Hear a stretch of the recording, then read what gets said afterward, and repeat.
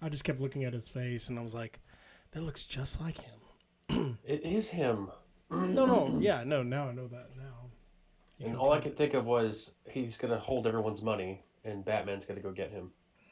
Yeah, he's In the little Batman's punk gonna in go to the the outer tower. world and get him out. Batman's gonna come to the outer world and take him out. Is that DC versus MK? Yes, on The PS3. the the the sequel, I guess. I don't know. Oh, look at that background. No, that'd Oh, be a this got an prequel. ad. Look out. Yeah, Look at the background. that was the best I could do in a short amount of time, and I'm glad honestly, you just. I'm glad you changed it. To be honest, so there's not a lot out there, which I'm glad. It allows people to like view it themselves and stuff. So, but I guess because the format is 1920 by 1080, it limits it a little bit. So, oh, you have to go that way. Okay. what do you mean? I was waiting for this ad to leave. Oh, I didn't know you had to like actually have the measurement down. Like, It's just easier. I mean, you could always resize or, um, minimize it or maximize it or whatever. But it's just easier just to plop it in there. plop it, plop, plop, plop it. My coworkers were like, "Did you like his costume, et cetera, et cetera?" I'm like, "Have you seen the comic book?" I mean, it's to the T, to be honest. Let's just be real. Yeah. Oh yeah. I like it. Let's be real. Oh, what movie is that from? Oh, I'd just be doing the movie get preview real? guy all the time. Let's be real. They've said that probably in a whole Oh yeah, bunch let's of be movies. real. We need Superman. We need Kong. I don't know. Oy vey. Hey, so what'd you think of the? Since we're on live now, what'd you think of the Goose? That thing is So good, amazing. right? Now you gotta play it. Yeah, it won't nearly be as funny as your. I literally took videos of Cable just cracking up laughing watching you. Right. As we're I don't press square. I continuously hit it to make him no honk no or joke. chirp or quack or whatever. No, that game is amazing. It looked like it got really, really good reviews. I've been wanting to play it for like I think it's one of those games literally that with a lot of people, I've been wanting to play that game for the longest time. I just didn't know, and it usually it's like, let's see someone play it first. And they're like, oh yeah, like I played I Am Bread long before you did, so I was actually kind of glad that you discovered that thing. Long before you did. But Yeah, I didn't curse as much in Goose though, as far as in comparison to I Am Bread. I've changed. Well, it's because I have Luke in front of me playing, so. and also, I mean, it's less. I mean, there's frustrating moments in I Am Bread. Untitled Goose, but it's nowhere near what it is in I Am Bread. Because I mean, you're controlling things on a 6-axis kind of touch button.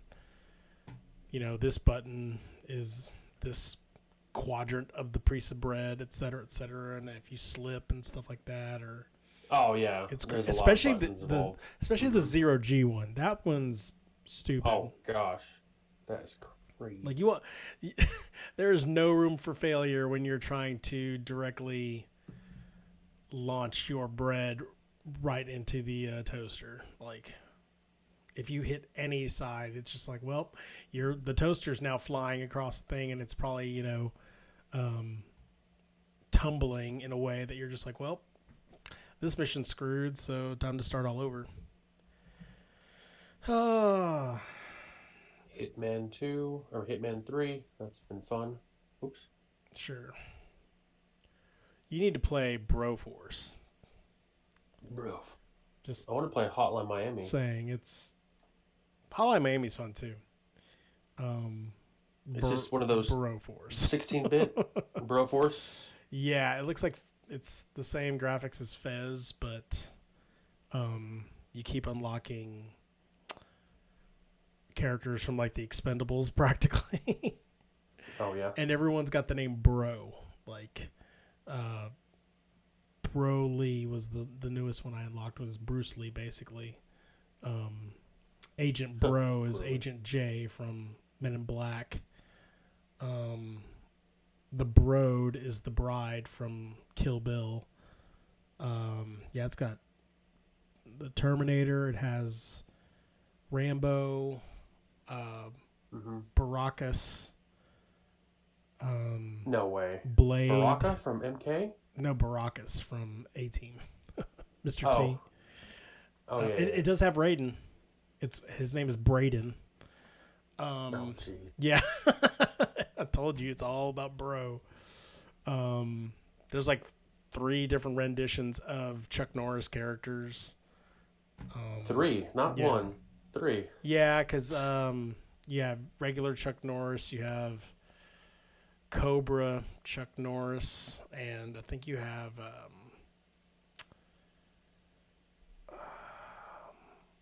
why can't I think of that movie? The other Chuck Norris movie. Oh no, I'm sorry, not the movie. Walker, Texas. Branger. Yeah, it is. It's Walker, Texas Branger. Yeah. His is awesome. Do they have the Total Gym version of Chuck Norris? I think so. Like I told you, there's like different renditions of it. I haven't even unlocked them all. Total Gym is a machine you use to work out. He's the main guy who sponsors that. Or Really? They sponsor Chuck Norris for Total Gym. It's the one that you're on a bench and then you're on the bench and you're pulling yourself over and over again with your legs, your arms, and it's the Total Gym. Yeah. I don't think he's in there. They still sell it. No, I'm just kidding. Yeah, I know he's not in there. Let's get this show on the road. I want to talk some Captain America Winter Soldier. I can actually say that now. And it'd be right. Yeah. All right. According to the background, yes. That's right. All right. Here we go.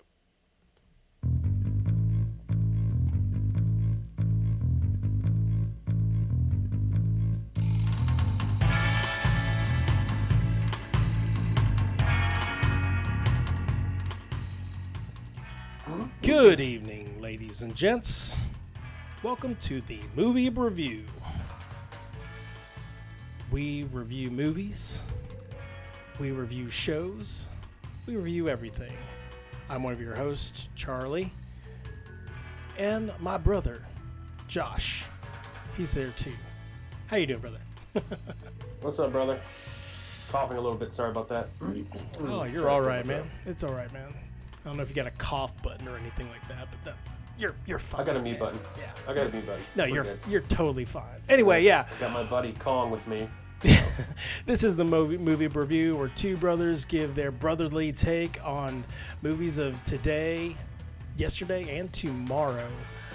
Tonight, we are going over, this is the second part of our 2-part series over the Falcon and Winter Soldier.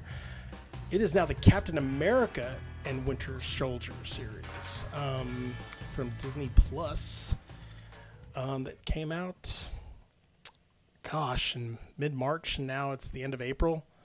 I believe it was 6 weeks ago. Good night. It was like a fast 6 weeks, and it just blew by, to be honest. It seems like, this year is just blowing by like a haze, kind of like, all the wind and allergy season and pollen that's outside right now. Seems like you're struggling just a little bit as well as I am, but we are going to do as well as we can today. Again, if you're watching this on the YouTube, Joshizzle2323, please give us a like and subscribe and follow us, man. We hit you guys up Tuesdays and Thursdays live from my Twitch channel, which is at Charzar81. You can see me here. You can see me on Instagram. You can see me on Twitter. My brother, Joshizzle2323, he's got his Twitch streaming going with Untitled Goose Game and his awesomeness playing Hitman 3. Obviously, he runs the YouTube channel, which he does some various replays and clips from his games, but this is where we house the Movie Broview. He's also on Twitter and Instagram as well, so hit us up. Again, the title of tonight's show, it's Captain America and Winter Soldier Review.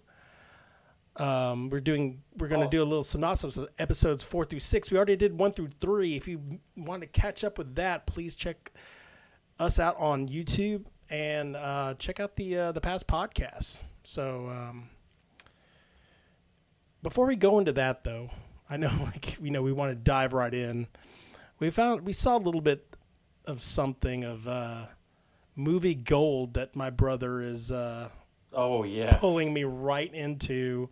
That doesn't stray too far from one of our already nominated movie of the year in Godzilla vs. Kong. Tell us about this, brother. It's 100% copy of Godzilla vs. Kong. No, I'm just kidding. It's not 100%. It's probably at most 20%. It's called Ape vs. Monster. It's a 90-minute piece of gold. No, I'm just kidding. I have no idea. It comes out May 3rd. It's going to show on YouTube. That's a huge platform. I think that's a pretty big deal. I don't know if it's going to be you have to pay for it on YouTube or if it's just going to be on YouTube for free. But either way, I'm definitely gonna watch this one. The trailer looks fantastic. The CGI looks perfect. And the acting, I mean, you couldn't ask for better actors. I mean, Eric Roberts is in it. So who's that? Something really good. He is in various roles in multiple films. If you went to IMDb, you'd be scrolling for days because he's an extra in everything you see. No, but I remember him from 2008's The Dark Knight, Batman. He was Maroni, and he's been in several music videos as the bad guy. I think he was in one of Drake's videos as a bad guy, stealing his girl or something. I think I've got to relook into that. But I'm looking forward to that. I shared it on my Twitter feed. Feel free to check that out. Kaiju news outlet, Ape vs. Monster. What a freaking title. It's going to be amazing. I can't wait to see it. I love kaiju movies. My brother knows that for sure. My brother loves kaiju movies too. He introduced it to me. Godzilla 1985 when I was 4 or 5 or 6 or 17. I don't know. I don't remember. But if I may, brother, I'd like to go over some other things too. Yeah. Okay. So I read this interesting article. Turns out there's a theory that Tony Stark snapped Fantastic Four back from the 5 years they were gone back onto Earth or whatever when they were snapped out of existence by Thanos, but with powers. So I thought that was an interesting theory, but I don't think that would work. I think they need to do the whole leave the planet in space, get their powers, or go through the what's it called? The help me out, comic book guy. Come on. The quantum realm? There's 2 versions of fantasy. The quantum realm or something like that, to where that's how they gain their powers. I think that would be better versus a snap. All of a sudden they have it. I don't really like that storyline. But if it happens, then I'll still be surprised and happy because I love Marvel. And then another rumor. I don't know if it's true or not, but there's a lot of things going on in the Twitter world as well as articles. Rumor has it, Legendary Studios, Godzilla vs. Kong's director Adam Wingard will be doing the next MonsterVerse movie, and it's going to be called Son of Kong. Oh God! I was hoping for Son of Godzilla. Oh right.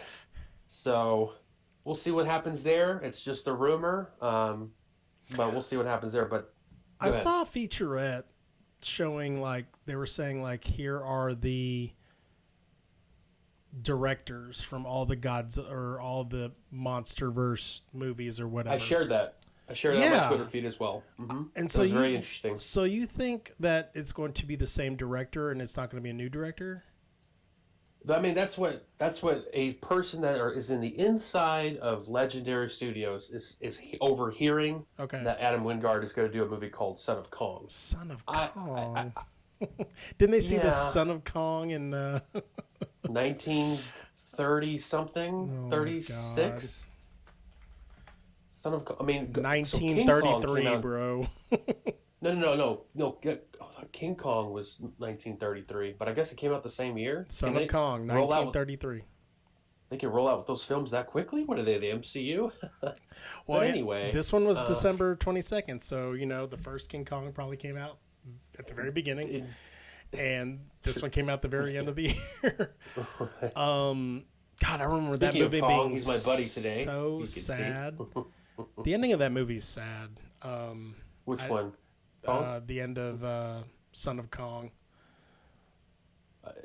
I always get him confused with Mighty Joe Young. I want to say, was it the island sank or whatever, and Son of Kong basically just they couldn't help him out, so he just drowned or whatever. So that's right, I remember that. Yeah. It's kind of sad,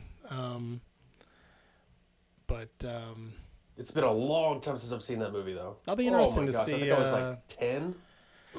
That'll be interesting to see how these numbers, especially the ones from China and stuff like that, and as numbers pick up for Godzilla versus Kong, how that affects MonsterVerse, this new MonsterVerse moving forward. They initially had big plans for it, and then numbers, although they were good, they weren't up to what MCU levels.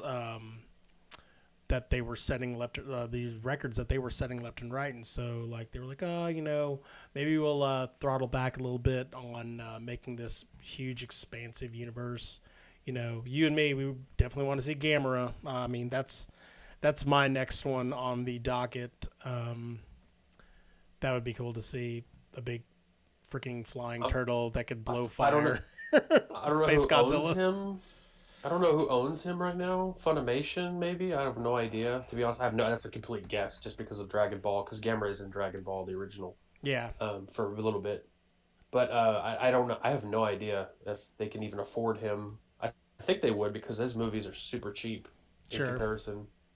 So that'd be cool. I mean, let's just be real. Godzilla would destroy Gamera. So. Yeah, I mean, we've seen that. We've seen that battle play out on other YouTube channels as well. Mm-hmm. Unless you have anything else, man, are you ready to dive in? Well, it's not exactly a spoiler, but it's just news. Sure. There's an MCU.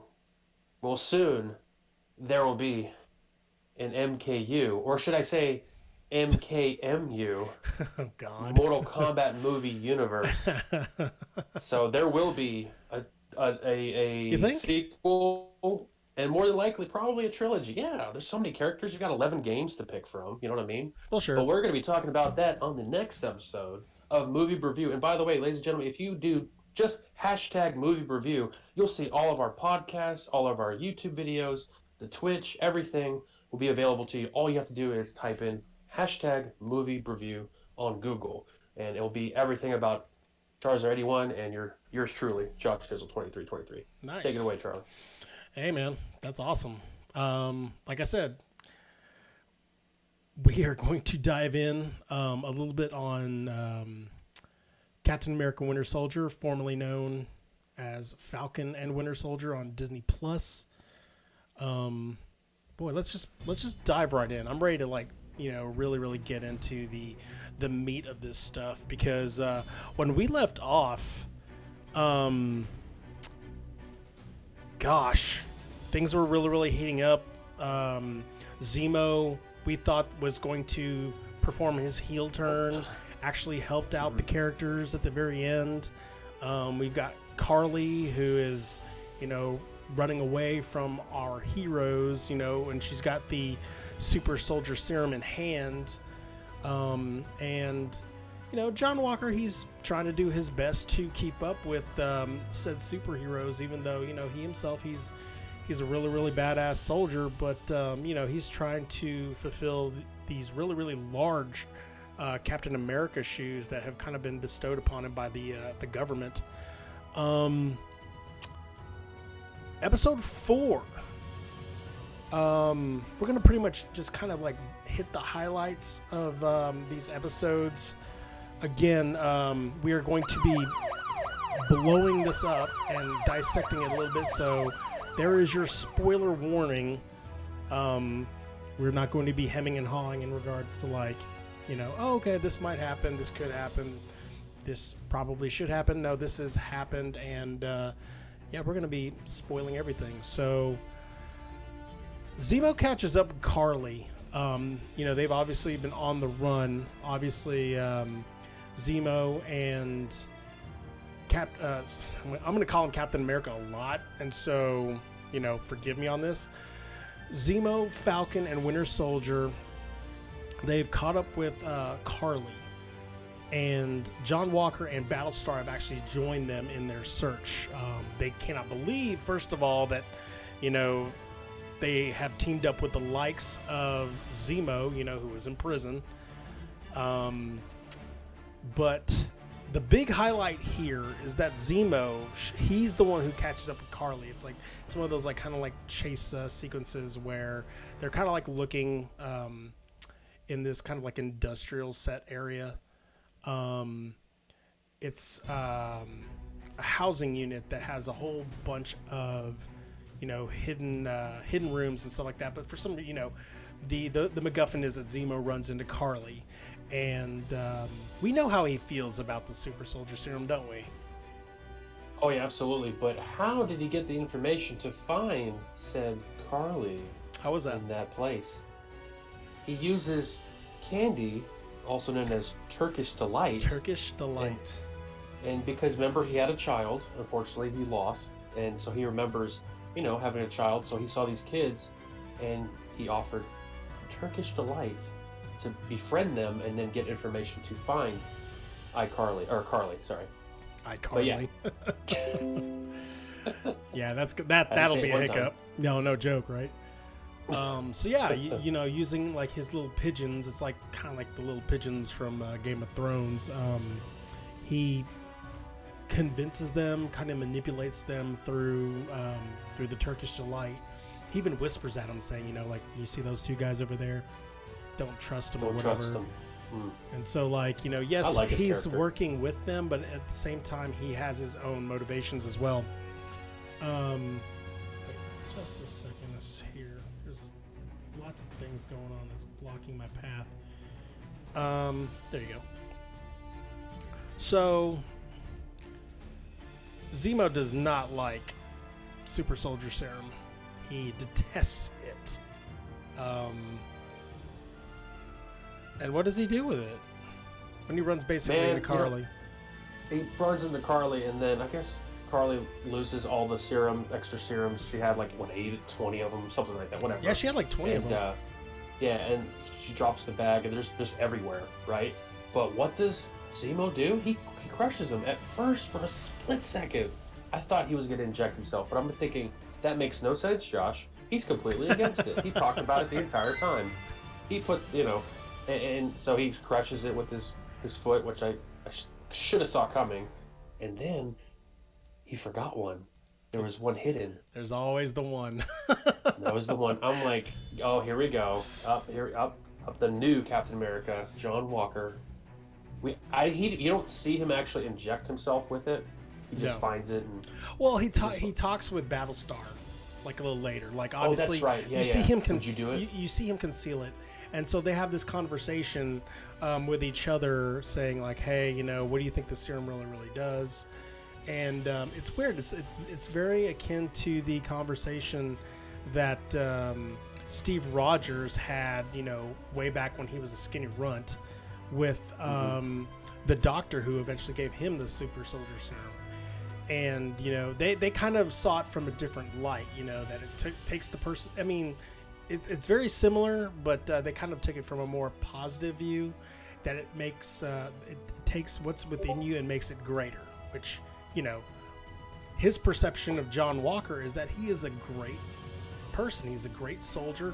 He thinks on his feet a lot. He makes all the right decisions. So why not take this thing, enhance yourself even more, and then become closer to what Captain America is.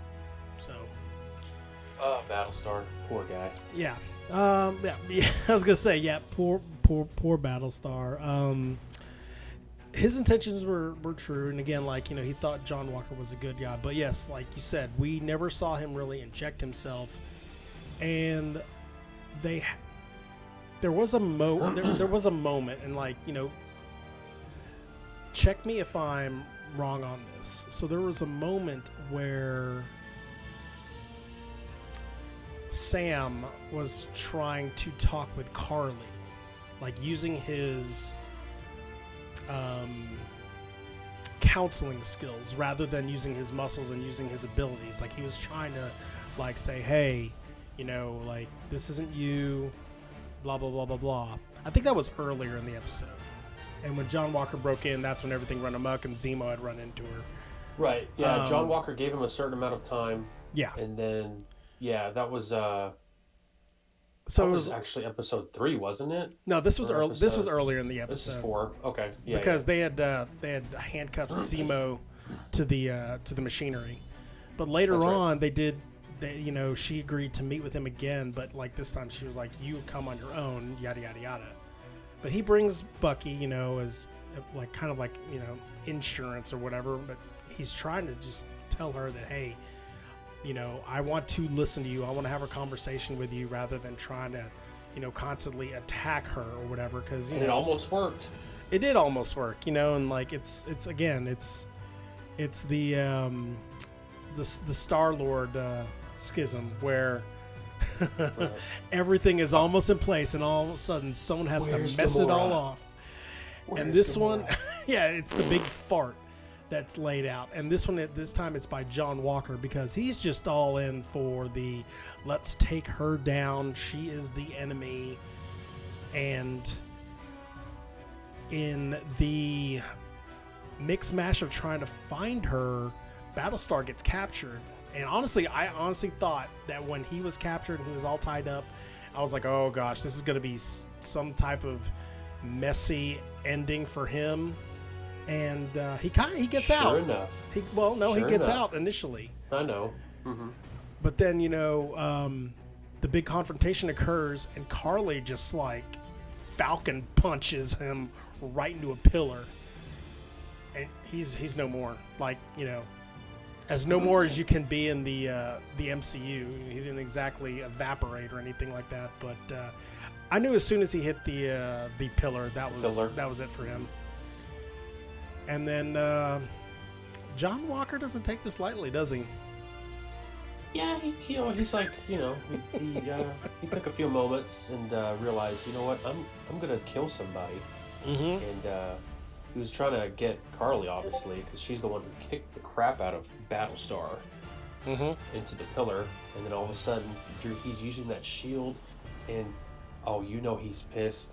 He takes the shield, and boom, boom, right to the guy's chest in the middle of all these people. There's public everywhere, videos out and everything. And then that's where we come to find out, he did something wrong. But the way they put the camera on him with the blood on the shield, like, it's just dark.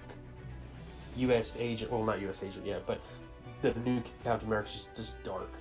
You know, no one likes him, and yeah. That scene reminded me a lot of the scene in Black Panther, when Black Panther basically had I was gonna say Smeagol, had Claw pretty much dead to rights and was gonna take him out, but then, you know, they tell him that's like, hey, the world is watching you practically, and he obeyed it. He stopped. He saw the senses, and then instead had him arrested and taken in to the feds. But in this one, Cap was not having any of it. John Walker. He's not Cap. I know. I as soon as I said that, I was like, let me just finish the sentence and I'll redact that. Yes, John Walker. He sees red. All he wants to do is get this person. All he wanted to do was get Carly, and honestly, he got like someone who just happened to be one of her accomplices. He was even begging. He was like, I didn't do anything. Like I didn't kill him. And he's just like, you know what? I'm sorry. And yeah. And he kind of pulled a Batman there. Where is she? Where is she? Yeah, he kind of did. And boy, that was the end of episode 4, and you're just like, mouth hanging open, like, oh my gosh, like, and because standing by all of this as well was Falcon and Winter Soldier. Sam and Bucky were looking on as well, and they're like, this is bad. And he is literally in the spotlight of social media, just taking pictures of everything that, all the blood is like literally on his hands. So the TikTok is just him hitting him over and over again. They're playing Fleetwood Mac. Right. So yeah, we go into episode 5. Literally, I think this is the first time. Well, I guess like the last couple of episodes, they've literally gone from in between episode breaks, like it's literally the next scene, which is kind of good. And we have the. Wait, before you go over it, quick question: do you think they'll release a version of whether it's WandaVision, Loki, or this show in a way of no recaps?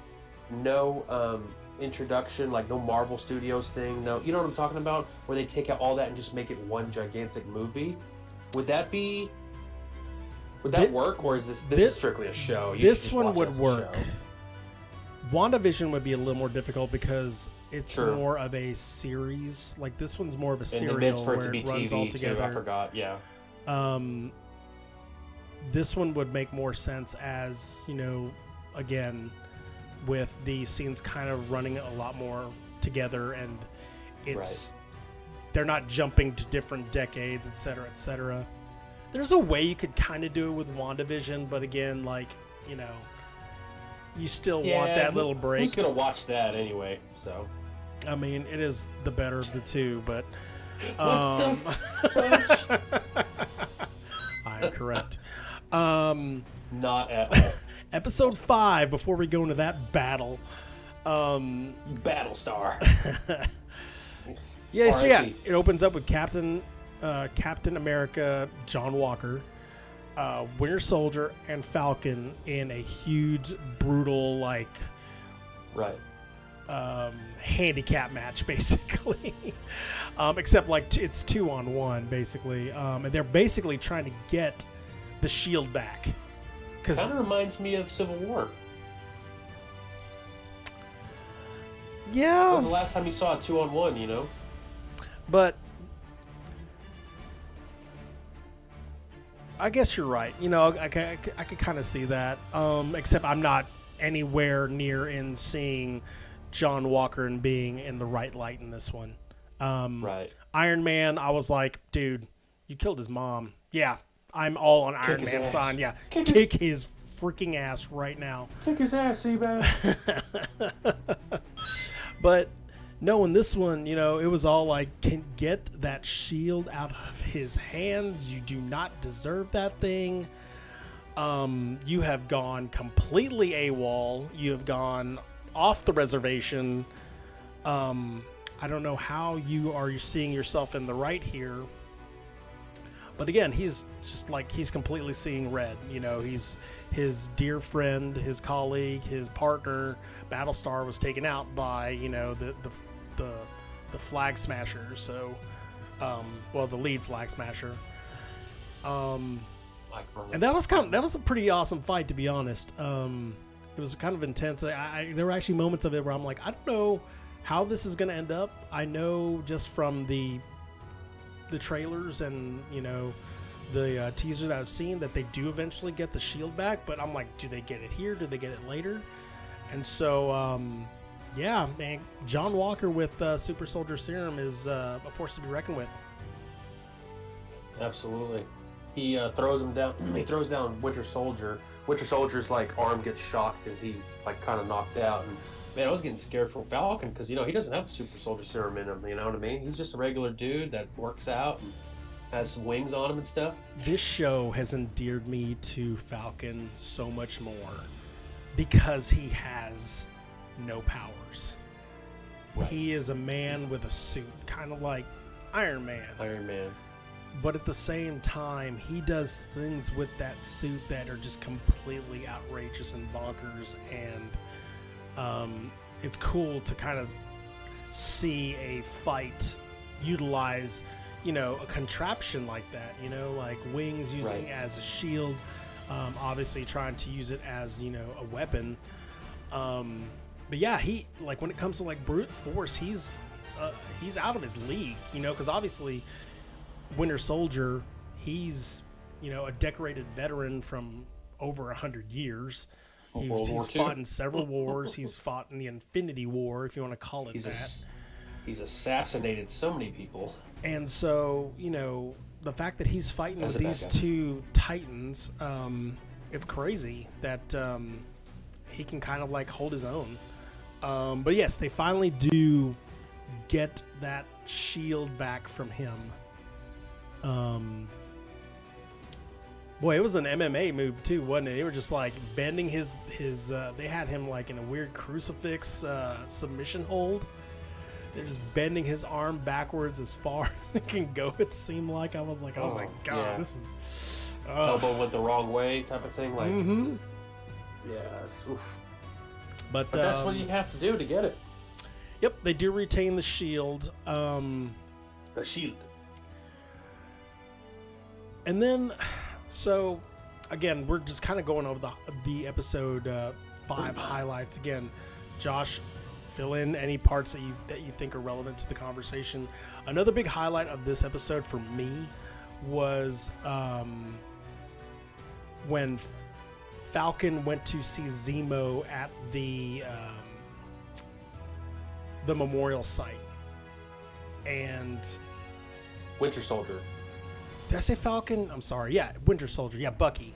Bucky went to go meet Zemo at that memorial site, and honestly, I thought from Zemo's perspective, like, yes, he was kind of right. I was like, oh, this is where I meet my end, basically.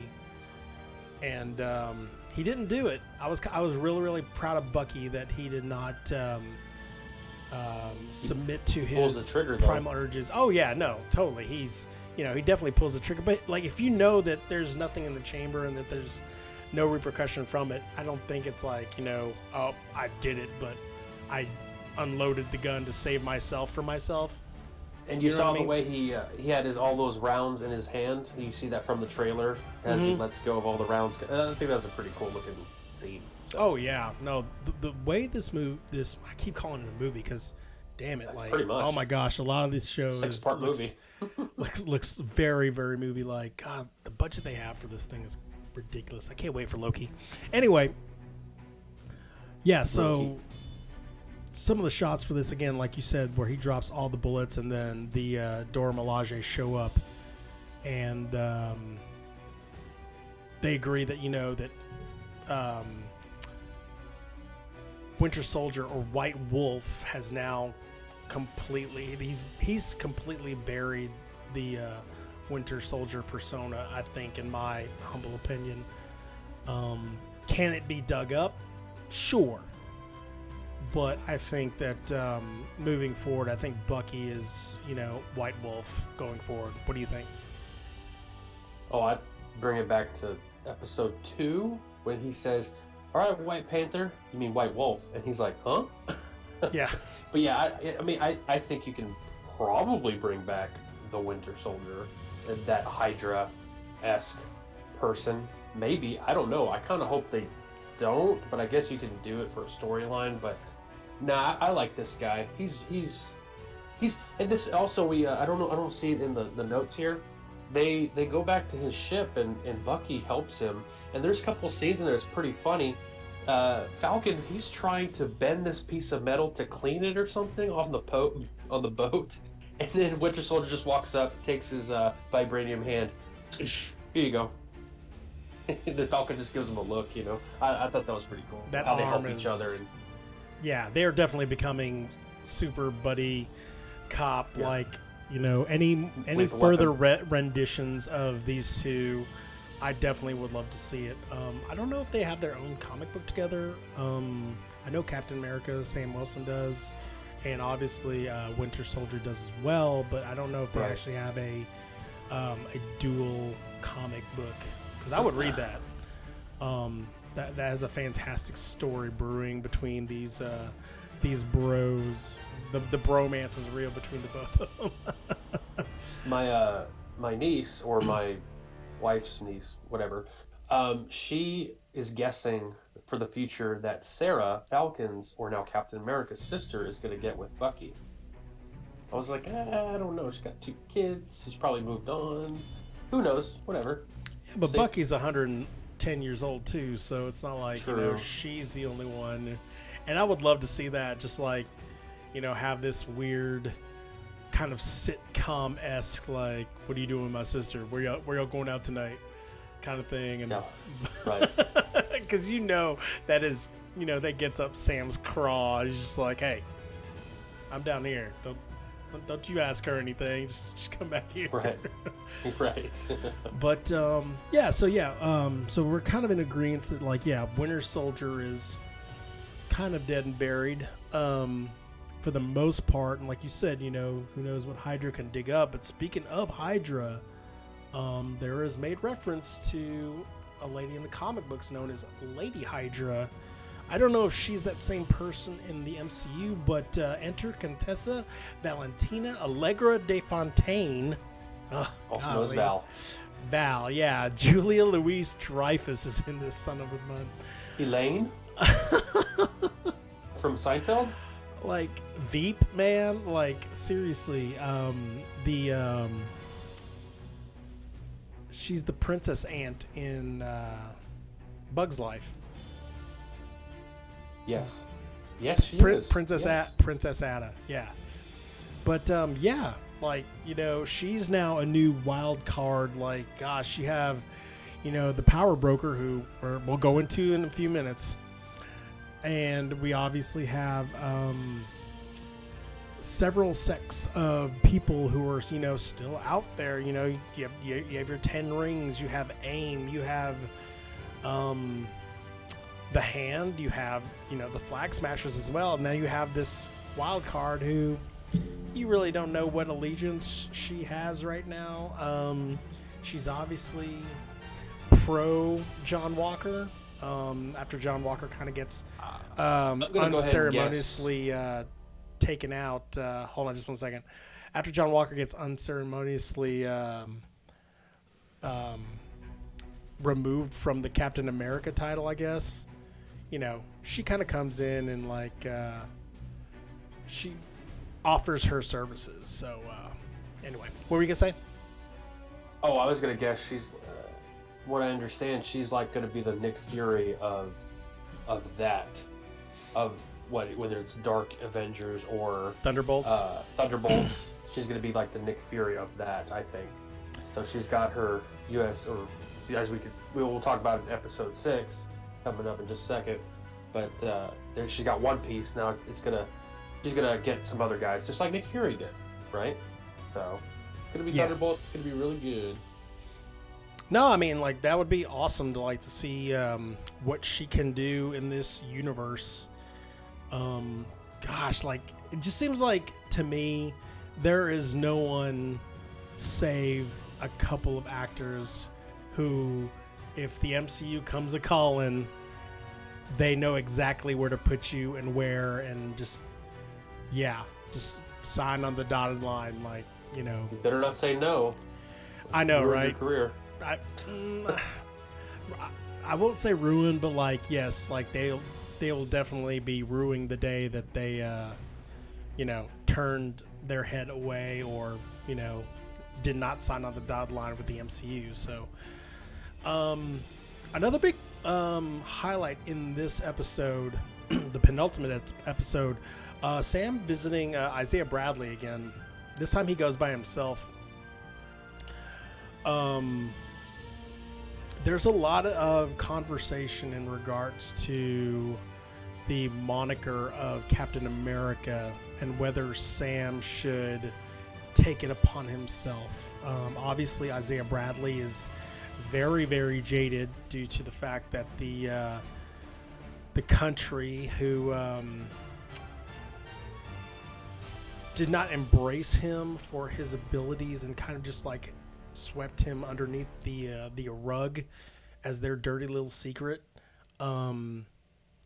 He's very spurned by that, and so like, you know, yes, he lives in this country and whatever, but like, you know, he's very, very hurt, you know, and the fact that like Sam has even machinations of being that, he doesn't like it, like it, and I don't blame him, to be honest, from his vantage point and perspectives, but you know, that's, again, Sam kind of needs this emotional journey to like come to an understanding of who he eventually becomes in this series.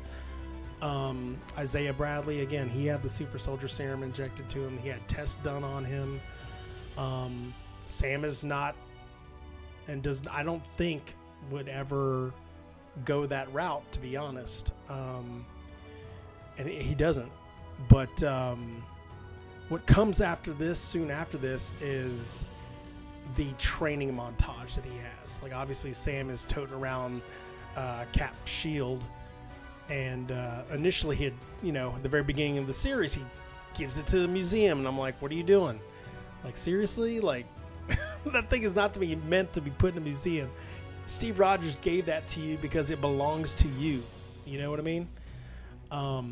We did find. I felt like it should be someone else's, you know. Yeah, no, and we discussed that before, and like we came to an understanding about that. But now it seems like Sam is now prepared and wanting to shoulder the responsibilities and the spotlight that's going to be upon him as being a colored Captain America.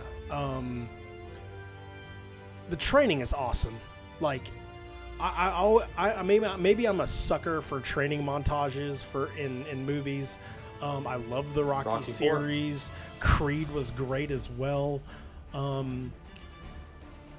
about Ben Affleck in Batman vs Superman? Okay, at least you said Batman vs Superman. I'm sorry if you bring up Daredevil one more time. Oh yeah, he did do that, and also Elektra did too.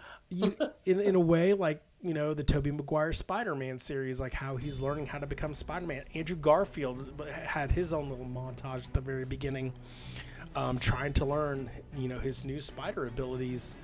I love seeing stuff like that because, yes, it is a kind of a cheat in the movie production way to get a person from point A to point B really, really quickly.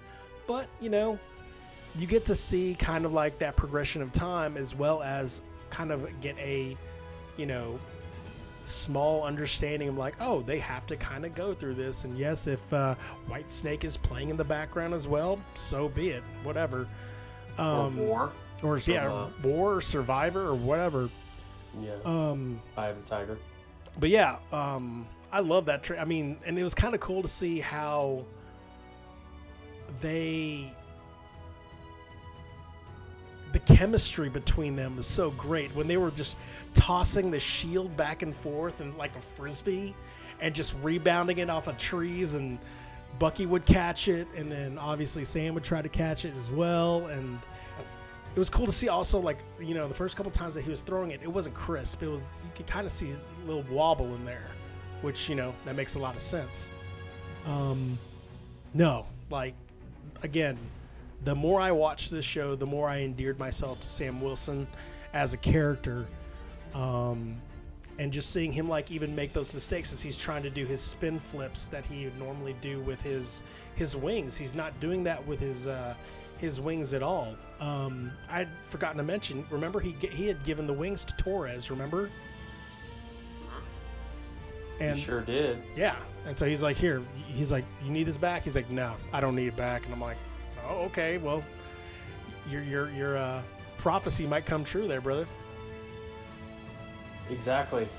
Torres, he is in the comics. What's a little different because he's injected with Falcon and vampire blood or something. I don't know the exact storyline. Are you serious? So he's yes. So he's actually like winged versus mechanical wings, like in like you're gonna see. So I think in the next Captain America movie, which will be Sam Wilson, I bet Joaquin Torres is going to be in it. I bet you anything. And that'd be cool because it's a connection of the MCU. It's got to happen. I think it's going to happen. Yeah. No, so he's like a man bat, or... Yeah, yeah. Like a vampire falconish bat, whatever. I don't know. It doesn't make sense, but he is technically the Falcon in the current Marvel comic because Sam Wilson is Captain America in the New Avengers. So. Oh, and then finally, go ahead. Go ahead. I was going to say, yeah, finally we go to the end of this episode, after all the training and all the running, and you see him get all buff and cut. This made me so mad. And he had a virtual brain explosion occur when this happened. And I knew, we watch it in two different houses at two different times at times, but I watched this on Friday nights with the wifey, and we were watching this, and as soon as they cut right to the credits, Sam receives the box. He opens the box, and it's glowing. It's very much like that scene from Pulp Fiction. Is like, are we happy? He's like, oh yeah, we happy. And he looks in the box, and it cuts to the credits. And I was like, oh my God, my brother is seething right now. So mad.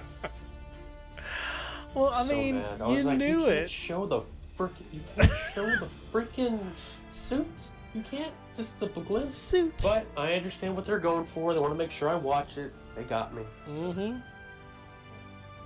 No, I like that. I mean, like, it leaves you hanging, and I was upset too. But at least, I guess for me, I was upset for like, okay, now I'm gonna be geared in to like watch this next week. Did you watch the after credits though? I did watch the after credits. Oh no, I've learned. I even did this with the first Iron Man couple of episodes of WandaVision, and MCU has trained me to do this. That I'm now just skipping through the credits, and I'm like, I don't want words. I want the window to open up, and I want there to be some type of visual, and it did. And I was like, oh God, are we having our Iron Man moment with Nick Fury, John Walker? Oh, I'm sorry. Like at this point, point, I get it. At this point in juncture, I just want to punch John Walker in the face. He won't feel it. Like, oh my gosh, like maybe that, and that is a credit to how well the actor is doing in his role. Because yes, he is trying to fulfill like being the next Captain America, but he is just approaching it in a way that completely disconnects from. What's up, Smithy? How you doing, man? No, it's just like, wow, he completely derailed me. No. He just approaches it from something. It's like he's been given this title. He didn't earn it. He's not earning my my endearment to him. He's not Captain America. Stop calling yourself that. Captain Douchebag. Like all you see is Cap's back. Like all these posters that say Cap's back is all over the place, and you're just like, no, you're not Cap. Like stop it. I wanted to punch his nose every time I saw him. And again, you wanna punch him in his perfect teeth? He didn't have perfect teeth. No, I know. He's not Chris Evans. No, he's not. But no, like that's a credit to the actor. Like he did a good job of that. Even when he went back to Battlestar's parents and was like, hey, yeah, your son was killed by. Yeah. The person. Yeah. He flat out lied. Did you catch the lie? Yes. The American ass. Yeah. Let's not take that original Cap. That's true. Right. Like he does not have perfect teeth. And he had America's. He does ass. not have America's ass. No. But no, like yeah, he straight out lied to Battlestar's parents and was like, I'm like, okay, I really cannot. Like you anymore. I'm glad you don't have the shield anymore. But apparently he's become a Pinterest content creator, and now he's somehow got some tin from the Home Depot and is making his own shield. Yeah, I didn't understand the whole metal. I guess he was saying, F this metal, I don't care about it anymore. And he put it on his shield? As a reminder?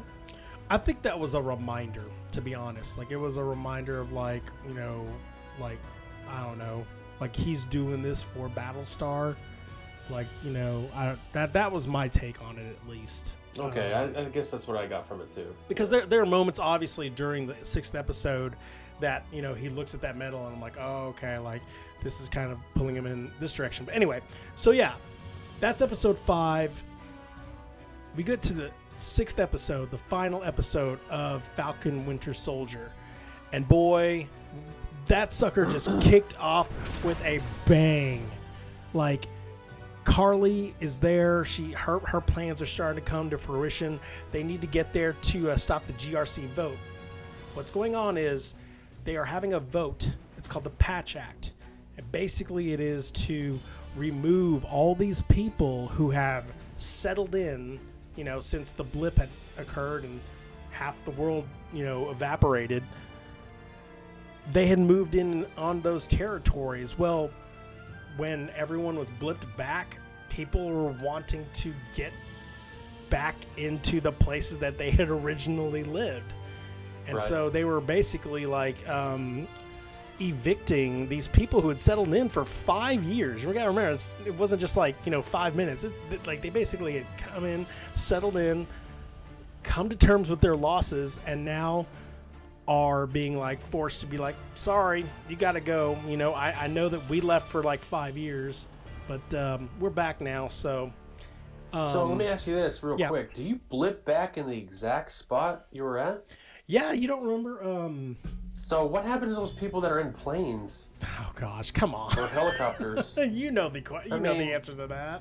I mean, can you imagine you're just like in your plane and then you blip out 5 years later? Uh-oh, I'm not in a plane anymore. You know what I mean? I just wonder if they'll ever touch on that. But that sounds like a rated R thing. So. I mean, it's definite stuff that they've like kind of like touched upon in kind of humorous ways. Obviously, you know, people have asked that question on Twitter and stuff like that, and it's become a meme and like a you know, dark comic basically with you know, all of a sudden they're blipped out and they're blipped in and they're still asking for peanuts 30,000 miles up in the air in the sky, and you know what happens afterwards.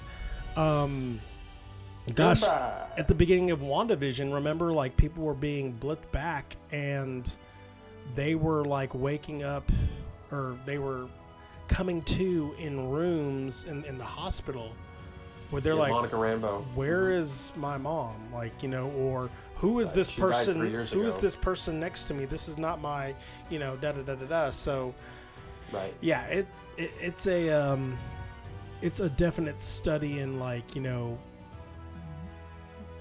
breaking your mental capacities and stuff like that. You know, like, you want to go down a rabbit hole and you want to start asking questions and smoking ganja on that stuff.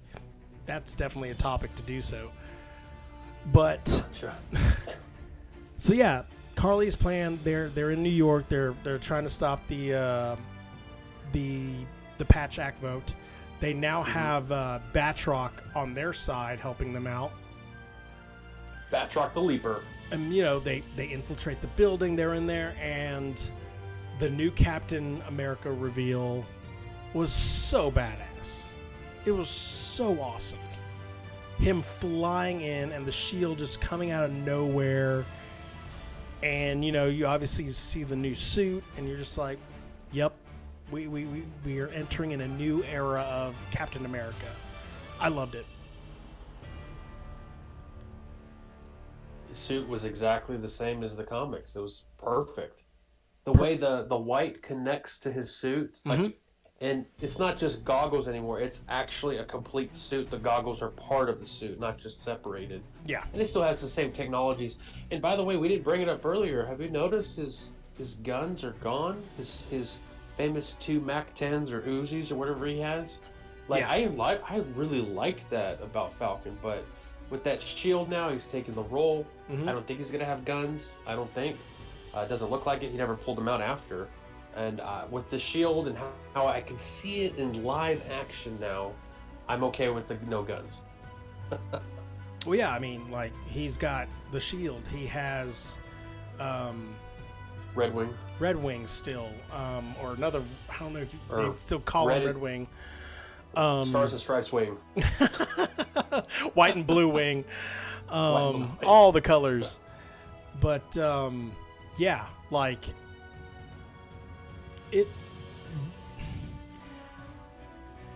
my brain goes in directions on how the MCU executes certain things that I read from comics, and it seems like every time they go above and beyond what I expect of them.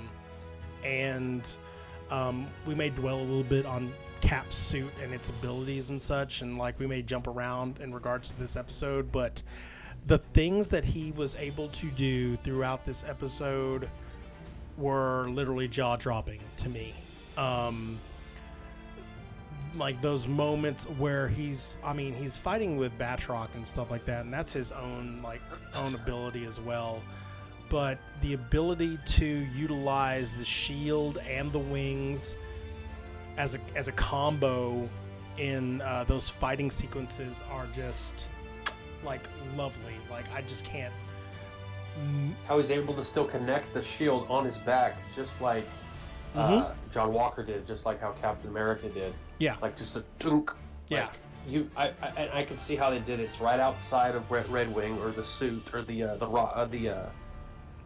jet propeller or whatever. They did a good job as far as that goes. And one little thing too, when he drops the shield, it actually it makes me like him even more because he's still not the perfect hero yet. Like he's still learning. Like, I never saw Captain America ever drop his shield, it seemed like, unless, he did it himself. And during the fight with Batroc, he lost the shield for a moment in time, and you're like, oh gosh, like, Batroc is, he gave Steve Rogers a tango back in his day, but the fact that Sam was able to improvise a lot, the way he flipped it, off the floor and like basically uppercutted Batroc with the thing, and it was really, really cool to see. He even had, again, we're gonna jump around through this episode a lot. When the armored car with the GRC members, when they were stuck upon that scaffolding, and Captain America comes out of nowhere. I'm just going to refer to him as Captain America by the way. He comes out of nowhere, and again, he is not super soldier. And the fact that he is literally putting his body on the line, granted he has a suit that is bananas awesome. Thank you very much, Wakanda. I want there to be an episode or a movie later on him thanking Shuri, because I know Shuri had a huge part in this. Right. But there's that moment very akin to Homecoming, where Iron Man is trying to put the ship back together, and he's got his little drones helping him.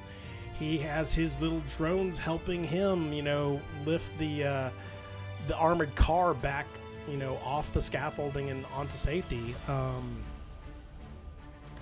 The dogfight with the helicopter, that was really, really cool. There's a lot in this, man. Like, please interject if you feel like you need to. His goggles are able to see through the smoke. Mm-hmm. Thought that was cool.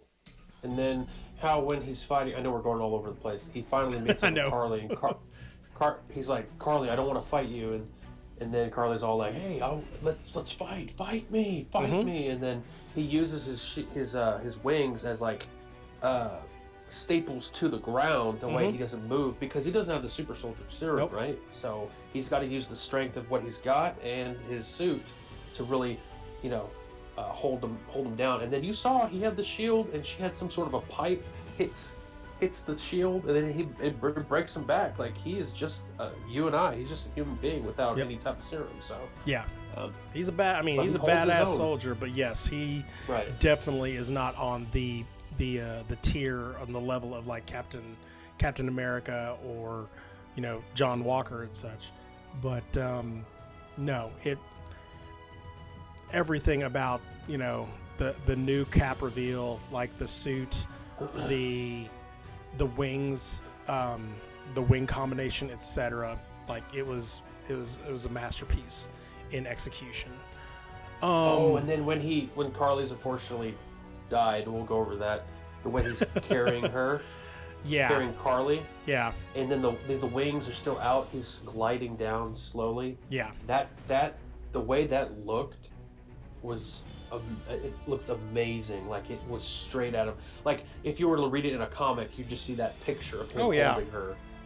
It was like they copied it from a comic and put it in there. I don't even know if it's probably isn't in the comic, but it just looked so slick and perfect the way he did that. No, a lot of these shots in these episodes are comic book-esque, and you know, my hat's off to like the cinematographers, the people who did the plotting, the direction of the episodes, etc. It was ridiculous.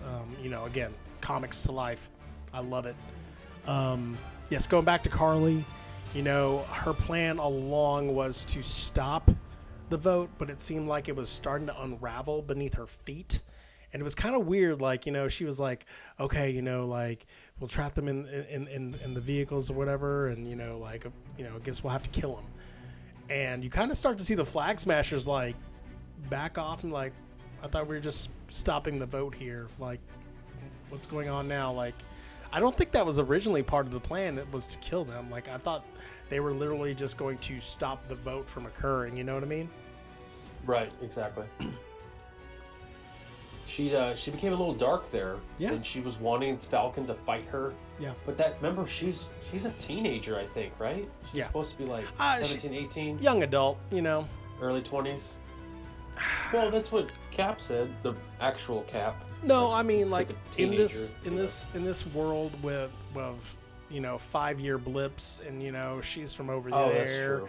You know, like you know, actual physical age is not, you know, relevant to probably the hardships that she's been living through, and then having to endure herself through. And who knows what the super soldier serum does to a person's, like, you know, maturity capacities. So, you know, it is what it is. But she is young. But yeah, like I said, you know, like she gets desperate, and, you know, she still wants this plan to carry out. And then you have this, you know, tremendous, you know, final battle sequence where, you know, they're kind of like in this weird catch me if you can moment, because they get all the GRC members and they put them in trucks and they put them in helicopters, and they're trying to like basically divide and conquer, which is the plan. That is the plan when you want to attack the quote unquote Avengers or whatever. Like, you know, as a unified front, they're unassailable. But if you know, kind of separate them apart, you can take them down. You know, that's the thought, at least.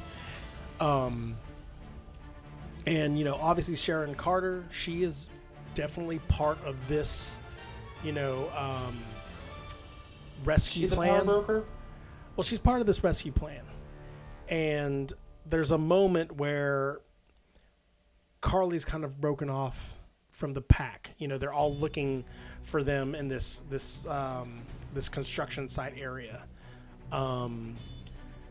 Sharon Carter, she seems to like have these, you know, you gotta remember she's a former SHIELD agent. She has the ability to infiltrate, and, you know, she can hold her own as well.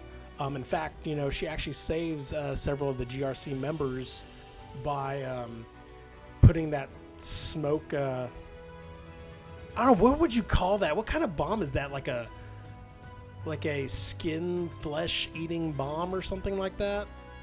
Yeah. Like that guy, you won't see him in Captain America and Winter Soldier Part 2. No, he was deleted. It was kind of gross too, but she was able to save a group of the GRC. Now there were two other groups. Again, there was the one of the helicopters, which Captain America, Sam Wilson, was trying to rescue them. Obviously, they're in a helicopter, so it was a pretty interesting dogfight, to say the least. And then other one was Bucky, and he was having his tango with like these super soldiers, serum guys, at the same time. And they put locks on the back door. It looked like a little, like a spider locker or something like that. Yeah, those are supposed to be preventatives for them ever escaping. They're just locked in there. But that, as you saw, Red Wing easily took that off. Yeah. With laser. But the laser beam attached to its head. So there's a moment where, Carly's kind of like, she's found herself between a rock and a hard place. And she runs into Sharon Carter. And then there's...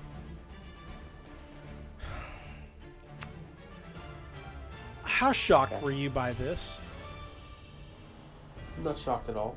As far as what, Sharon Carter being that bad or what? Not being that bad, but like the fact that she basically, I guess without saying it, she has found out that she is indeed the power broker. I've kind of gone back a couple of episodes just like to track her convo here and there.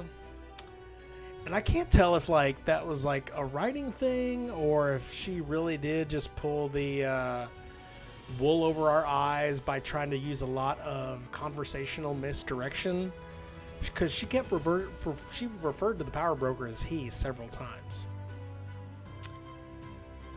Who knows?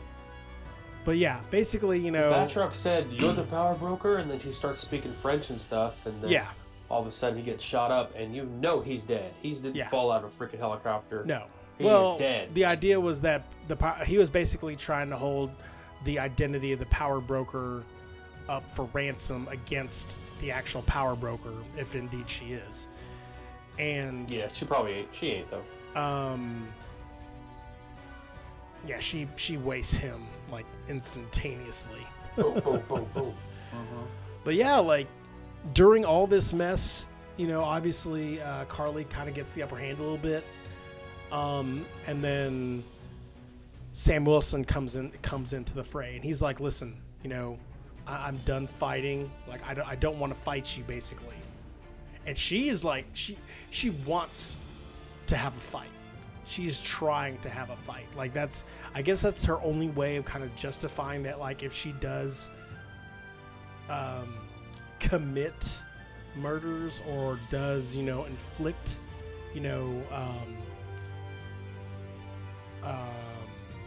bad times. Thanks, Smithy, man. Thanks. We are having a great stream today. That if she does inflict some bad times on these people, at least she did it for like, under resistance rather than just having helpless victims like bending to her will or something like that. But it was kind of sad, like, to see her really, really like she wanted someone to engage her, and like he refused to. And so correct me if I'm wrong, and again, like it's been a couple of days since I watched this, but she was gonna shoot Sam in the face, right? Yeah. And then Sharon Carter saves her. And Sharon Carter just basically like plugs her like a good couple of times and kills Carly. With disappointment in Sam's face, to be honest, like both at the fact that like, he couldn't save her, also at the fact that, Sharon Carter was forced to kind of have to do this. And like you said, him carrying her, the gliding of the wings, etc., like it's a very somber moment. But I think one of my favorite moments I loved from this episode was the entire speech he had with the senator, and just talking about, listen, like, you guys have to look at things from different perspectives than from the ones that, from the people that you sit next to left and right every day. Right. You label people as terrorists, you label them as such without trying to understand what they are going through.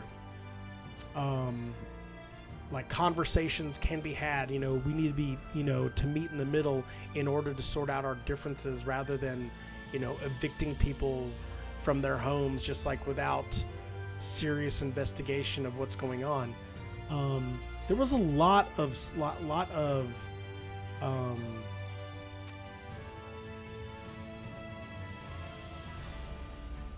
there was a lot of issues that we kind of skirt around every day that was brought to light in this. Even the fact that like he's like, I even know that I'm being judged here and now wearing the red, white, and blue, by, all my peers as well. And like they may not look at me, not all of them may not look at me in the same light as, you or, or my friends, which it's a fair statement. But the fact that he's still going to try to do it, like, again, shows the resolve that Sam Wilson has in carrying on the tradition of Captain America. Yep. What was that? I said America. Yeah, America. F yeah. Bernie Mac. But no, very, very powerful statements there. It was the culmination of this entire series just coming together. I love the way the plot line kind of came to that crescendo. But it wasn't quite over yet. We had some flag smashers, Carly's compatriots, as they were being carried away. One of the officers. What's the saying? One world, one. One world, one people. One world, one people. Yeah, he kind of whispers it. It's kind of that weird, like, Hail Hydra kind of thing. Mm-hmm. And I'm like... No more. Well, they're still going to be around. And then I was immediately corrected when Zemo's Alfred, comes in and blows them to high holy heck. I guess that's one world, no people. I guess that's the end of the main flag smashers. Obviously, you're gonna have like, residual smaller, cells and places, but they're not gonna have the super soldier serum. We don't think. I think that's gotten rid of all of them. Save John Walker himself. Speaking of John Walker, before we go on to what it says in here, I did like the fact that he did redeem himself a little bit. Did you go into that? Yeah. So, you have 5 episodes. He's just a complete douchebag. He kills a guy in front of everybody. He's honorably discharged, basically, I guess. Without pension, without pay, without nothing. Then all of a sudden you got Lady Hydra coming to the picture. And you're just thinking, okay, so he's going to have the chance to redeem himself. And then all of a sudden at the end of episode 5, you see him making this shield. I'm like, oh, he's still trying to be that guy? What? Bro. And you're using aluminum foil to do it? No, I was playing. No, but he's using, and it obviously that shield breaks like nothing because it's not vibranium. When he threw that shield, the way that clang sound made, I was like, yeah, that's your Family Dollar Cap shield right there, brother.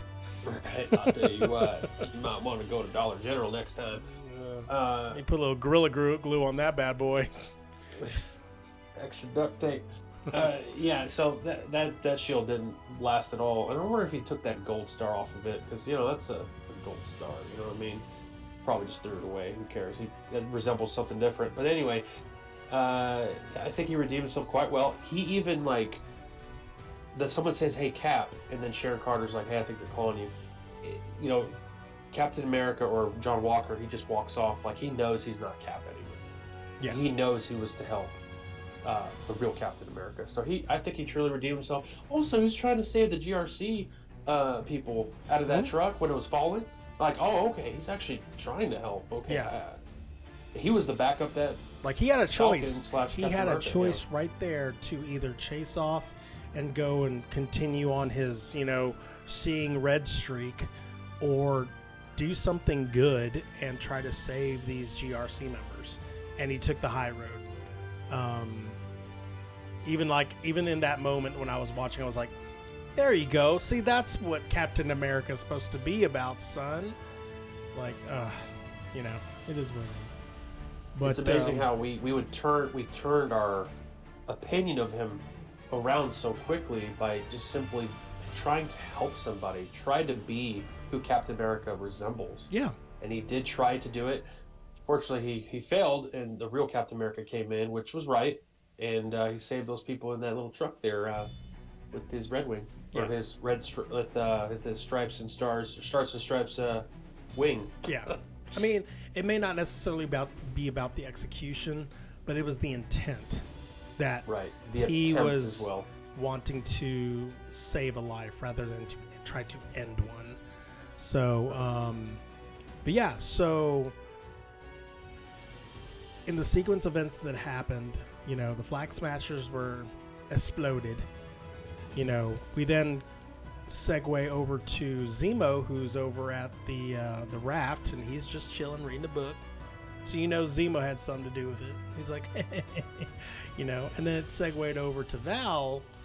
He's like, well, I guess Zemo got exactly what he wanted, and or was it part of my plan? I'm just kidding. Or was it? Yeah, that entire kind of twist thing, it definitely puts a little shroud as to who is really holding all the strings here. Is it Zemo? Is it Val? Is it someone else? Who knows? But at the end of the day, it could be Justin Hammer. Who knows? Oh, dude, I'm telling you, man, he's still out there. But yeah, so at the end of the day, John Walker does redeem himself, and he even redeems himself to the point where he kind of gets restored in the lie of the courts, and he gets suited up again. He dons a new suit. U.S. agent. Yep. Val even said, things are going to get kind of weird, and she's like, that we don't need a Captain America. We need a U.S. agent. And I was like, I don't know. That line felt kind of forced to me. But it was still cool. Is it weird that I got super excited about that? No, it's not at all. Because I know what it leads to. Yeah. It's going to lead to Thunderbolts. No. Or something. It's going to either lead to Thunderbolts or it's going to lead to the Dark Avengers, or, we'll see. I'm looking forward to where they're going. It's fun to read a lot of the fandom theories that are out there. They've got Secret Invasion coming up, so eventually they're gonna bust out with this and blah blah blah blah blah. Sometimes it's just great to just enjoy the roller coaster ride without knowing what's ahead. Right. In this instance, they're dropping little Easter eggs here and there, but it's kind of like you said, it could be this or it could be this. So we don't really know where they're going to go with all of this, but we kind of have an inkling, a little feeling, we're on that track still, but at the same time, we don't know if it's going to turn left or going to turn right, it's going to dip down, or if we're going to go back up. Who knows? So I kind of like the position that they're putting the MCU at in its current state. But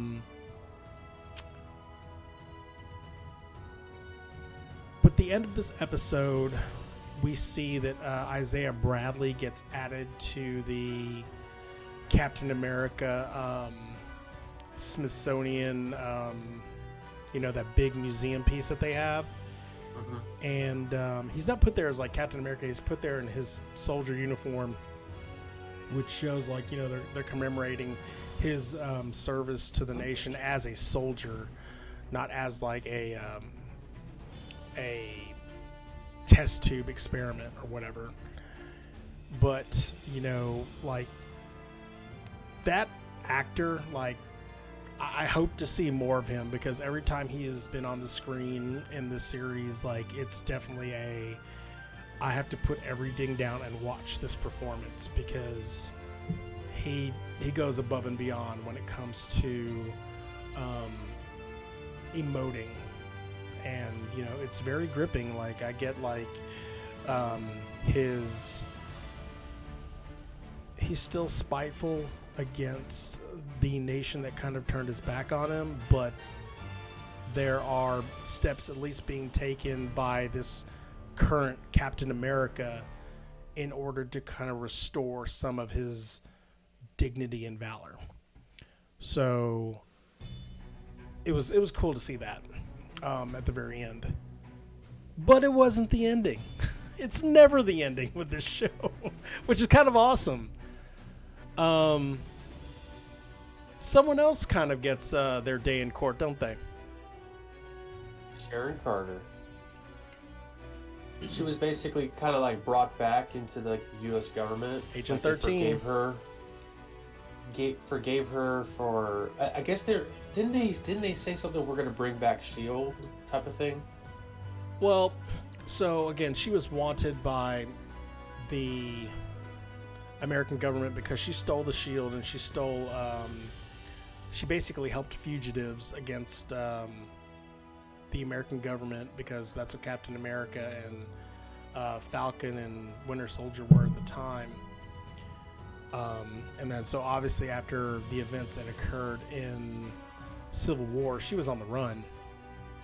But they basically restored her position, gave her a full pardon, let her come back to America or whatever, and let her resume her position as S.H.I.E.L.D., which I was like, I don't know that S.H.I.E.L.D. is a thing anymore. So, but she definitely does a Agatha Harkness. She has an Agatha Harkness moment where, she's obviously being pardoned. She has that lovely, little thank you speech to the panel. And then she walks out. She kind of looks directly at the camera. And she gives that little smirk, like that. Yeah, it was me all along. Like, you thought it was this other character. You thought it was the Mandarin. You thought it was... it was me. Yep. You thought it was Zemo. I was actually surprised to see that Zemo was not the overarching main baddie out of all this. I loved where his character eventually went, and I love the fact that he's still present and possibly a threat, possibly an ally. Who knows? Like, his ambiguity is awesome, and I love it a lot. But even Sharon Carter, she's a little bit ambiguous because then she gets on the phone. She's talking like, hey, I've been reinstalled, I've been reinstated, and you want government secrets, you want government plans, you have got them all, pretty much. What, prototype weapons? Yeah, you got it. Just like, who are you talking to? And so, it's an understanding, I guess this is like, could be a pre-segue into the Armor Wars, which I forgot was even a thing. Mm-hmm. But I'm looking forward to it. Next year, I believe, or the year after that. Either next year or year after. I love Emily Van Camp. She is gorgeous, first of all. But the fact that she is still remaining a presence in the MCU, and she's kind of done a heel turn. We don't really have many female antagonists in the MCU. We had Hela, we had Agatha. Yeah, I can't name any Captain more. Marvel's that chick, that old chick. What's her name? I forgot. Of course you say it, and I'm like, I don't know what it is. You know who I'm talking about, though. No, I know Marvel.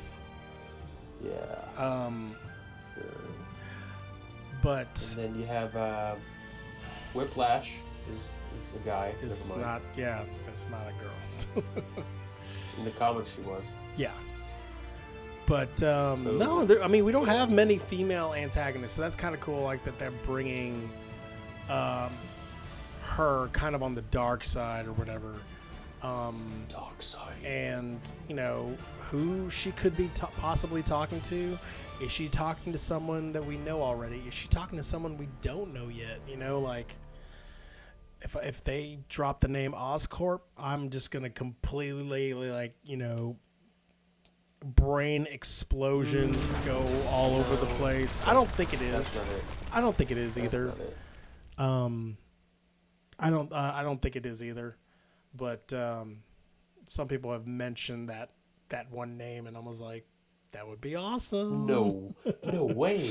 This is great. Then that would lead directly into the Dark Avengers and the Dark Reign storyline. But it is what it is. She's probably talking to Scorpion in jail. It'd be Vulture, wouldn't it? Right.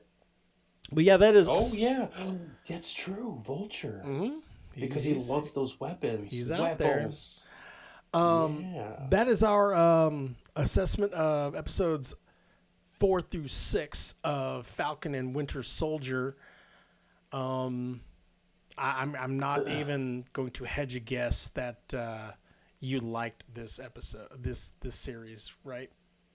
Oh yeah, it was great. It was all just gold. It was all gold. Mm-hmm. It was. I mean, even the little family stuff, like with the boat and stuff. Like you have to be grounded. You have to, you know what I mean? Like some movies or some TV shows do too much of that. They did just enough to where, okay, I care about his family. I care about his situation he's going through, and then mentioning the blip, and then how it all connects with the MCU. It's not just this one thing. It's a connection. It definitely brought me back to Barton's family. That you're like, well, these, some of these heroes do have families, like, right.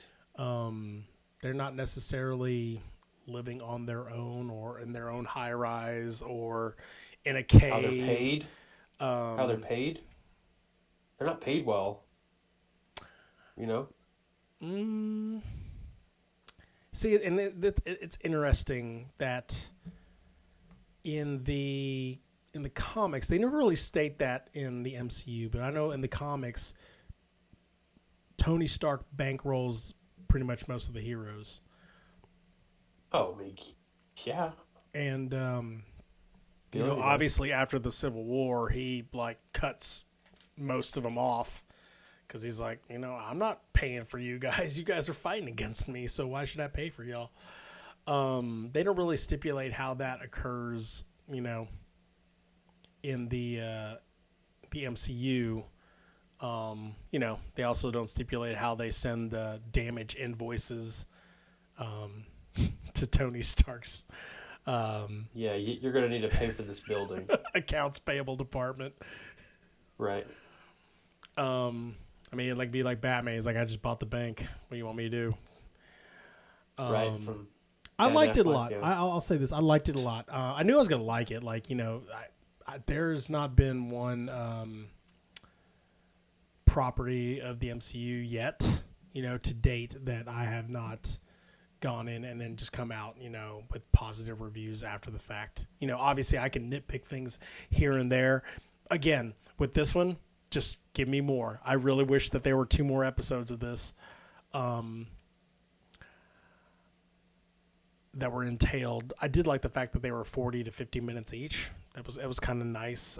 With WandaVision, you kind of got in, got out too fast for my taste, just because it seems like television shows are running like the full 40-minute to an hour gambit now. And so watching something that was like 22 to 30 minutes long was like, wow, that is super fast. So I'm amazed by what the MCU can do with that budget. Oh my gosh. I'm so glad it didn't look like a Sci-Fi Channel piece. It looked like watch. Oh god. No. No, I am gonna watch that because I think that'll be more for laughs than anything, just to see how they put Ape versus Monster together. But this thing, gosh, it literally was like watching a movie every weekend.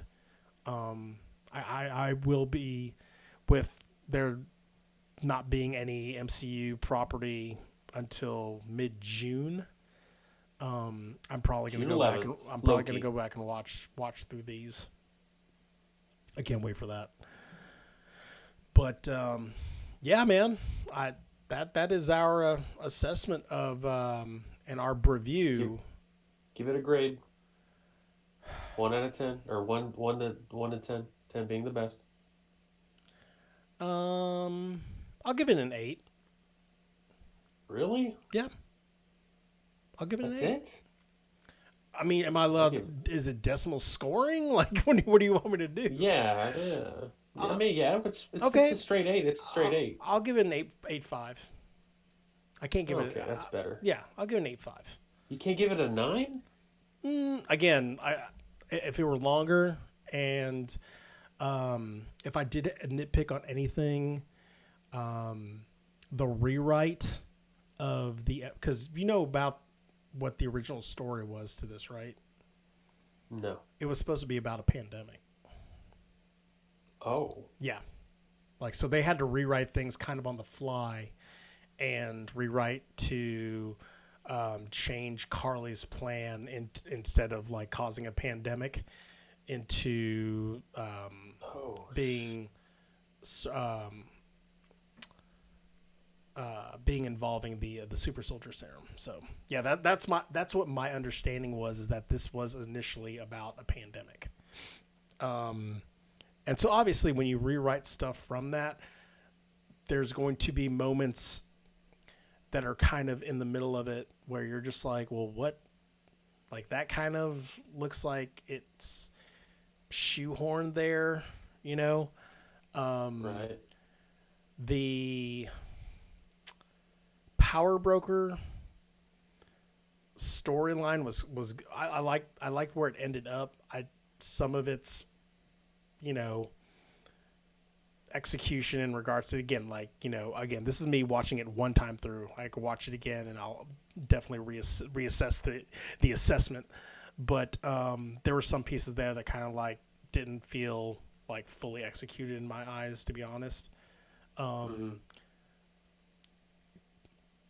Carly is not exactly, I was like, it took me a while to kind of like get the fact that she was this leader of this clandestine group. A great, you know, she an actress who did a really, really good job. You know, like, yeah, I'll agree with you. It's an 8.5.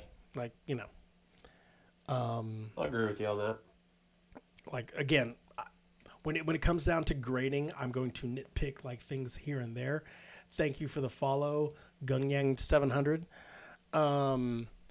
No, like, when it comes down to giving grades like that, like I would give WandaVision an 8.5 as well. I hope I'm not, you know, rehashing my initial grade on that, but like, it takes a lot for me to give something like a 9 to a 9.5 to a 10.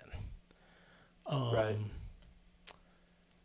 But that's a good grade. Like, and don't get me wrong, like 8.5 is like, you know, is very, very good. Well, it's not 8, so. And it's not 8, yeah. you know? Yeah, no, totally. Like, even like giving it, seeing, that's the thing. Like, I'm glad you said that I could give it like a decimal. I can give it partial grading, because I was like, even when I said 8, I was like, I'd like it to be higher, but it can't be a 9. Like, honestly, like, if I were going to give it go even further, probably an 8.9. That's what I would give that. Wow. Yep, I'd give it an 8.9. Wow. Owen Wilson. Wow. Yeah. Teaser We'll for the next sequence coming through. Yeah, we will see him soon. What's the over under him saying wow? Gosh, I want to. Honestly, I bet it's like 0. I bet he like does not say it at all. Oh man, he's got to say it. Or like it's some type of play on himself or whatever. Like it's a breaking the nice. fourth wall moment that he's just like, well, I mean, who says wow? You know what I mean? Oh, like or Loki says to him, yeah. Well, what are you going to tell me? Wow. Wow. Yeah, exactly. Something. I mean, I can see the MCU completely doing something like that. But yeah. That is our episode for today. Unless, brother, do you have anything for me for this one? Or Oh yeah. Excellent. So yeah. So this is before you go in that. Yep. I'm just closing the books on the Falcon and Winter Soldier as a series part 2. I'm giving it an 8-9. Josh, what'd you give it? You going with the 8-9's too far. Okay. I'm gonna like an 8-7. Okay. 8-9's it's great. I loved it. It's gold. You know what pulls it up for an 8-9 for me is in, Captain America and Sam Wilson. Like, oh my God! Like he has come so far since losing that rap battle to Rabbit. Remember his name is Clarence, so you know he went to a private school. Oh man. Jeez. Hell yeah. I remember that. But yep, that is our 8 Mile movie Broview, TV Broview, series Broview of Falcon Disney and Winter Plus Soldier. Go check it out, Disney Plus. Oh man, it's awesome. And that is the end of our the end of the spoilers. If you're in the middle of it, I am sorry. So we're you're we're not. But anyway, my brother has something for me. What is it, bro? Well, before I go into it, if you're needing something to watch in between now and then, go check out Big Shot. It's a pretty good show on Disney Plus. It's kind of cheesy. It's John Stamos, and if you like basketball, you like good coaching, it's one to enjoy. I tried to watch Mighty Ducks, the new series. Awful. I tried watching the old Mighty Ducks. I don't know what I was thinking as a child. I think I'll watch those later on. But anyway, we're going to move on to the next segment. My favorite part. Are you ready? We are ready. Let's do this. This is episode 7. And celebrating episode 7, we've got 7 of Who Said It? The MCU Edition, a number, a dose. Ready? Cheeto, Charlie, Charzar81. Go follow him on Twitch. Yeah, we ready. Let's do this. All right, let's do this. Well, I was born yesterday. Who said it? That would be Vision From what movie? Age of Ultron. That is correct. 1 down, 6 to go. All right, here we go. Now, I'm not looking for forgiveness, and I'm way past asking permission. Earth just lost her best defender, so we're here to fight. And if you want to stand in our way, we'll fight you too. Oh, who said it? Man. Knew I'd get him. Ladies and gentlemen, I knew I'd get him. Ugh.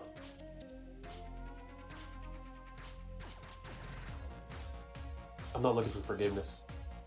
I'm not past asking permission. Earth just lost its best defender. So we're here to fight. If you want to stand in our way, we'll fight you too.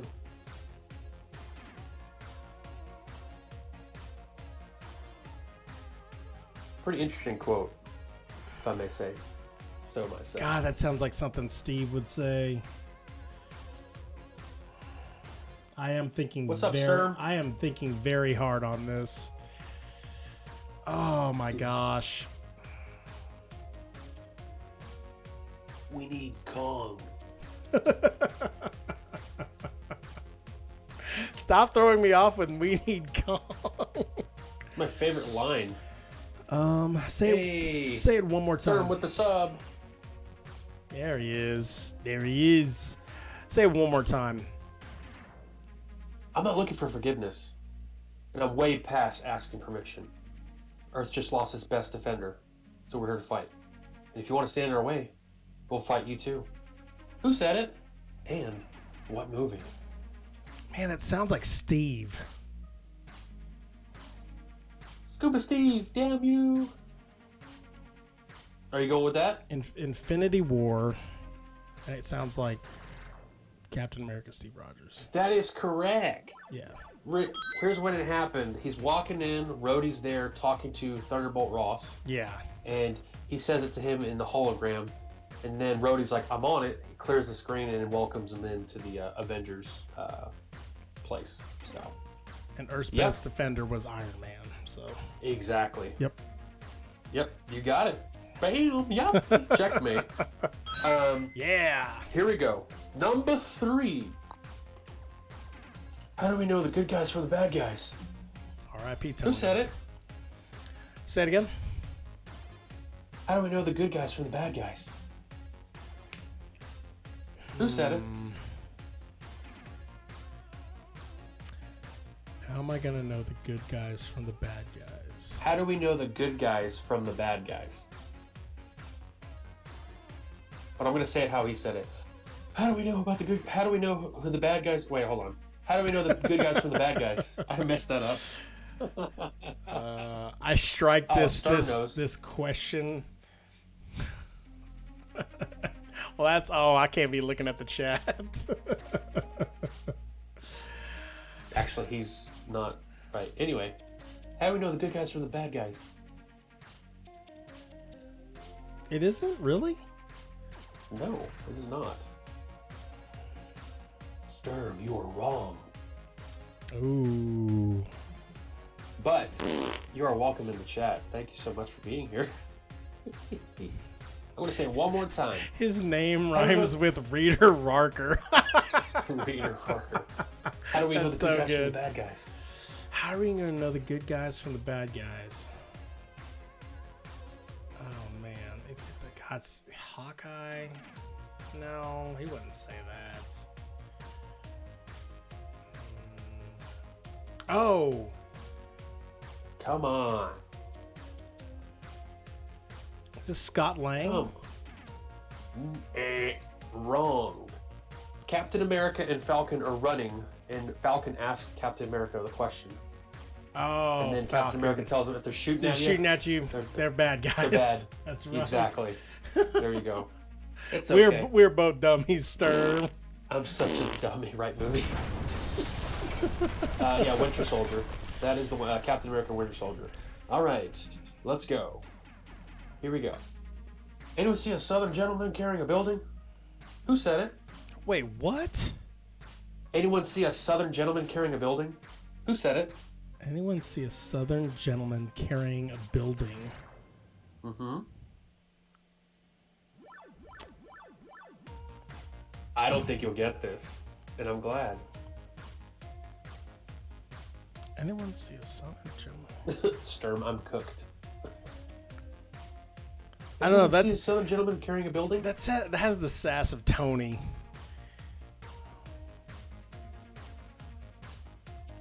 Anyone see a Southern? Yeah, that has the sass of Tony Stark for some reason. That's what it sounds like. It is actually Scott Lang, Ant-Man, in Ant-Man and the Wasp. He's trying. Oh, because he's carrying the PIM building. Yeah, the little box building. Boo! God, I can't believe I forgot One of the greatest MCU movies of all time. Anyway, Ant-Man and the Wasp. Not really. I give that an 8.4. No, I'm just kidding.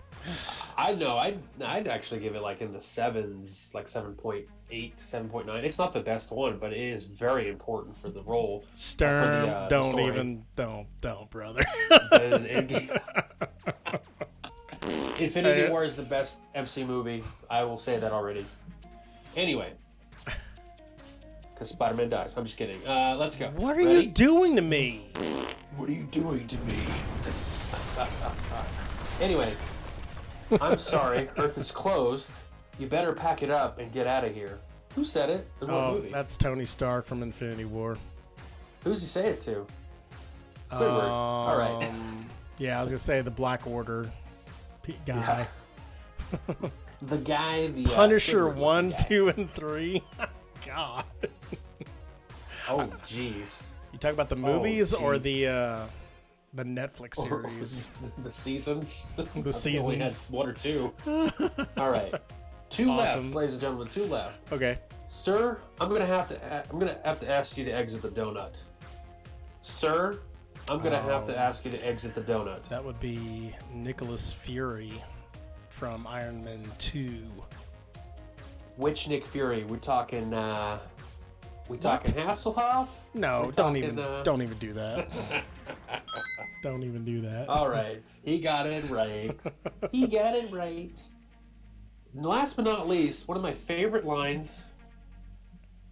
So Back to the Future is such a bunch of bullshit? That would be Scott Lang, and that is Endgame. Oh, I love that. I love it. Die Hard? Wait, that's not one.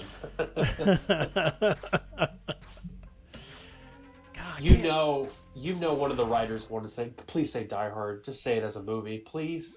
I bet that happened that way. But yeah, you out of the 7, you got 5 right, so that's fantastic. I cannot believe I got the building one wrong.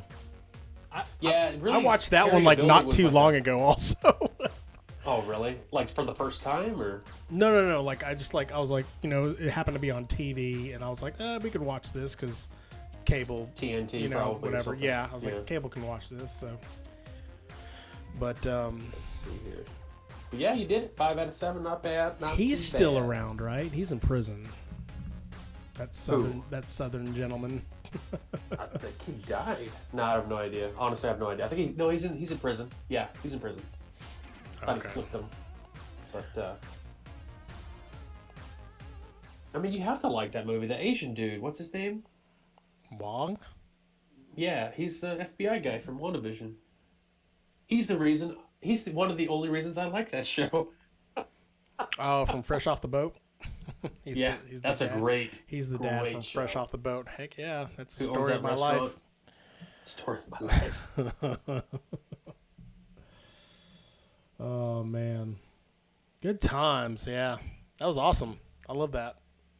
It's sad that we've come to an end of another Marvel series, but we will be coming back in a couple of days. We didn't want to break this in 2, but we just felt that we needed to give each piece its due.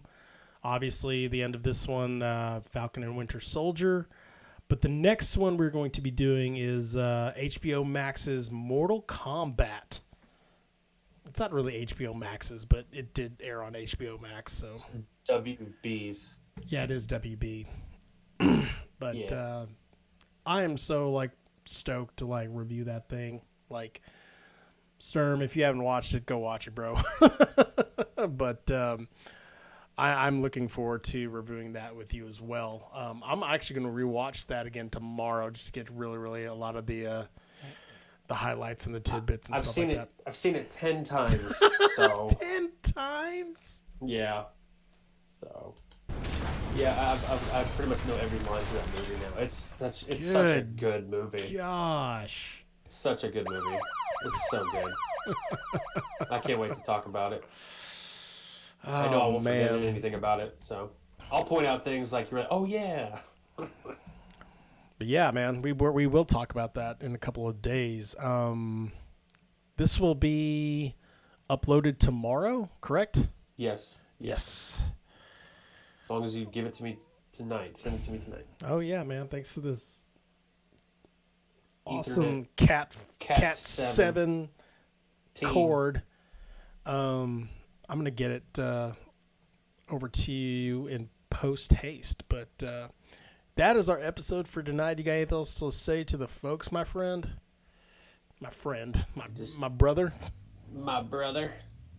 No, I just it was a good episode. I really enjoyed the Who Said It again, and I can't wait.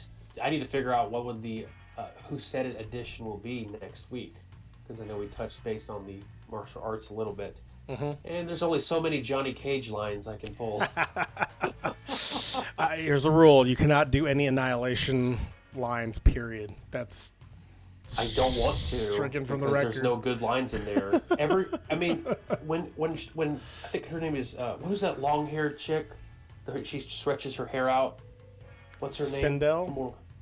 Yeah, Sindel. When she says, "You will die," like it's like, okay, we say that when we're playing like toys, when we're kids. So that's a terrible line. It's just a terrible movie, especially because Johnny Cage dies at the beginning.